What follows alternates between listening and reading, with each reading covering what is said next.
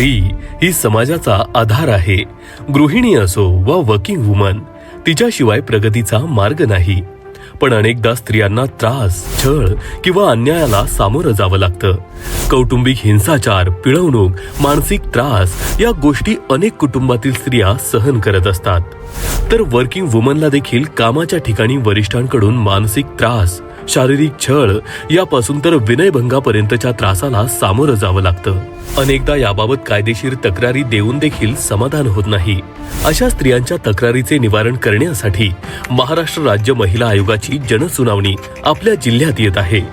16 September रोजी वर्धा येथे, 17 September रोजी गोंदिया येथे, 18 सप्टेंबर रोजी नागपूर येथे या जनसुनावणीमध्ये महिला भगिनींच्या तक्रार निवारणासाठी जिल्हाधिकारी, जिल्ह्याचे पोलीस अधीक्षक तसेच सर्व विभागांचे अधिकारी उपस्थित राहणार आहेत. तर मग जास्तीत जास्त महिला भगिनींनी अजून सुनावणीमध्ये सहभागी होऊन आपल्या तक्रारींचे निवारण करून घ्यावे, असे आवाहन महाराष्ट्र राज्य महिला आयोगाच्या अध्यक्षा रुपाली चाकणकर यांनी केले आहे. महिला भगिनींच्या अडचणी सोडवण्यासाठी सदैव तत्पर महाराष्ट्र राज्य महिला आयोग.